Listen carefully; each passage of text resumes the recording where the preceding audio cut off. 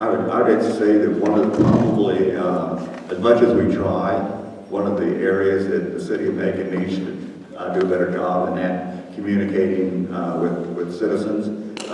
We have a Facebook account. We have a website. We put things in the paper. I make and the city administrator talk to the new radio, and we do all that type of communication. I've written articles for the paper about specific topics that the people were interested in, and we've done a lot of that. But I know that the one thing that you can't do is not communicate. You have to communicate. You have to reach out to people. You have to get them on board, because you can't be successful unless everybody's with you.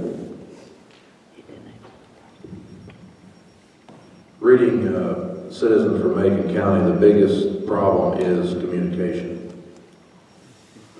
Someone told me the other day, and I haven't been on there yet, the city Facebook page hadn't been touched since October. And during this process of me running against him, now there's starting to be more information. The information needs to be transparent as we go. It don't just need to all of a sudden start. We need to make sure that the community knows what's going on, and as much heat as the city's getting on this pool, I would have thought they would have been more transparent on that a long time ago. And the few people that I've been on that committee for as citizens have tried to get as much information as we can. But having to go to the city hall and look on the bulletin board and see when the next meeting is isn't right. So it needs to be in the paper, on Facebook, or whatever the social media things are. I would mention the fact that there was an article in the newspaper about the pool, very extensive one. Now, there's been some changes since that article, but there was an article there, and that article was put on Facebook. So the people who were interested in reading about that could have had access to it. But, all right, question number 14, Mr. Holman, you're up. Mr. Mayor, I guarantee that when you were a teacher, you would never guess that you would be running against a former student. Mr. Holman, I guarantee when you were a student, you would have never guessed that you'd be running against a former teacher someday. What is one strength and weakness of your opponent? Please elaborate and be very, very specific. You have 1 minute.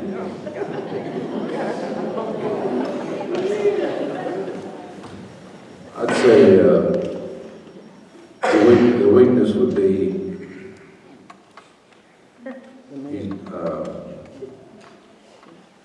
I think the city needs to be run like a business. I'm a businessman.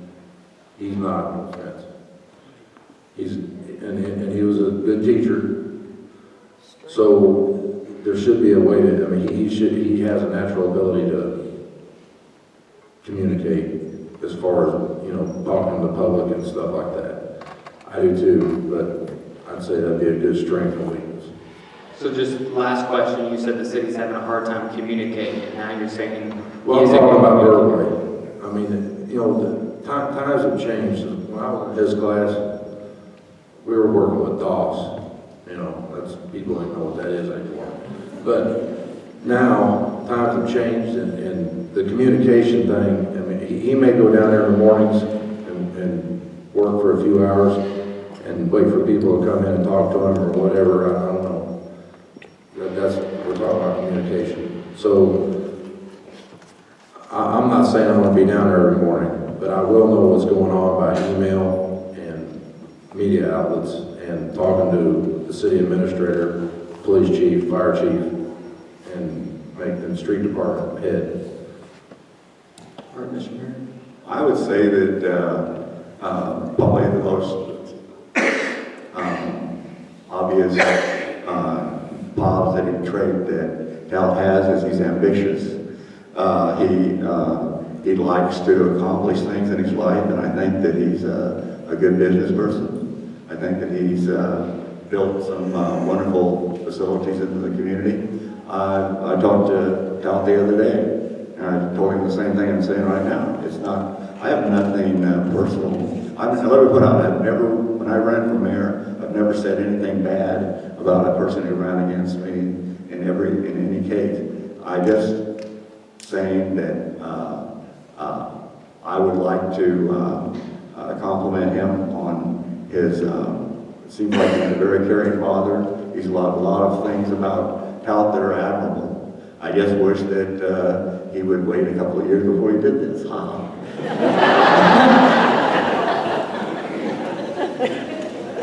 Any rebuttals? All right, so the last portion of the forum, I asked both of you to submit questions to me, questions that you wanted me to ask him, questions you wanted me to ask to Mr. Bagley. So, Mr. Bagley, wrong paper.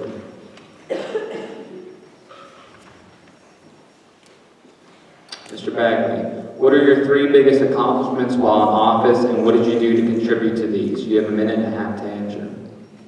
Gosh, I would say that my 3 biggest accomplishments are the fact that Macon and me as the chairman of the Highway 36 I-72 corridor transportation got a 4-lane highway all 4 directions from the city of Macon into the city of Macon. That's a pretty major accomplishment.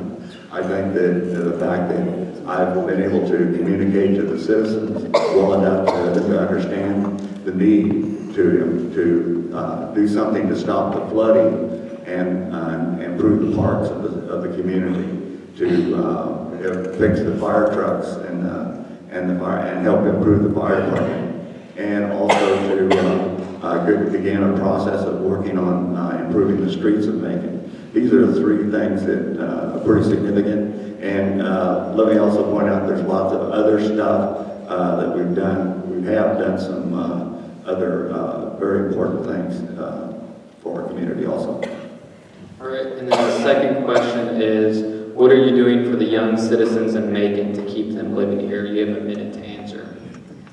I think that one of the things that we've done is we worked with onshore technology when they first came to Macon and tried to help them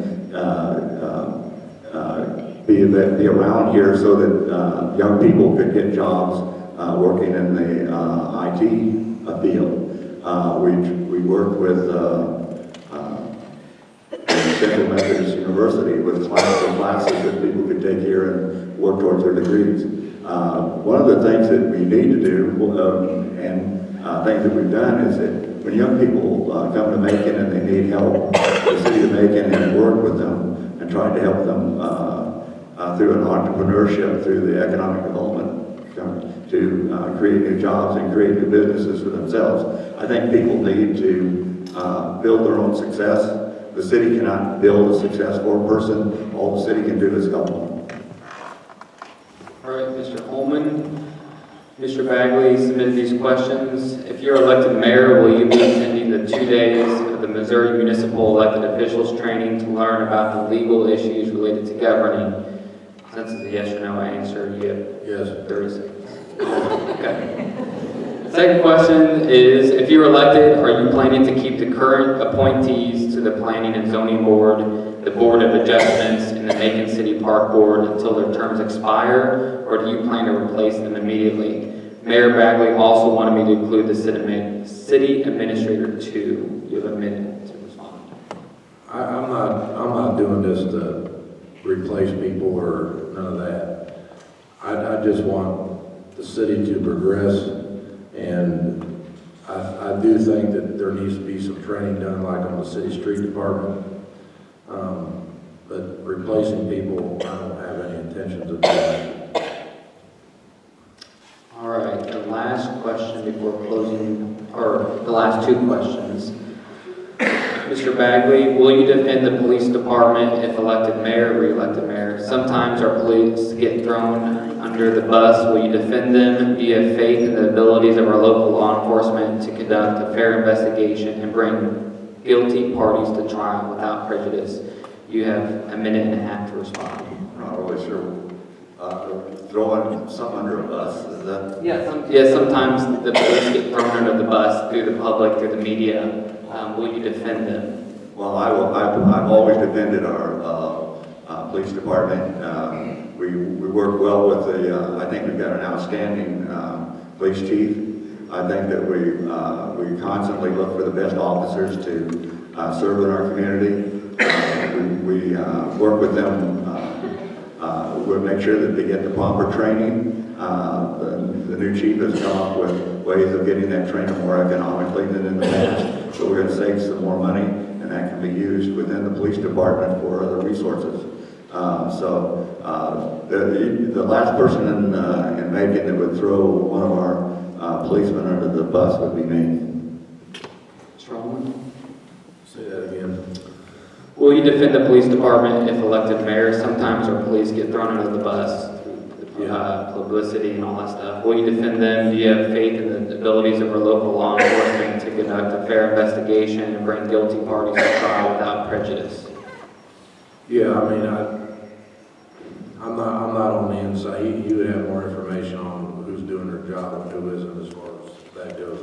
As far as I can see, I wouldn't throw them under the bus. You'd have to get the facts, of course, and then make a statement if someone was countering the city police department.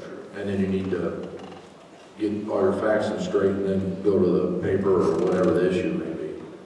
I would make a point, if we have a policeman who does something wrong, who fails to comply with the laws or the policies of the police department, and does something that would be reflecting badly on the city of Macon, that would be throwing him on the bus. I'd be throwing him out the door. It's still working. That's cool. All right, last question and then closing statements.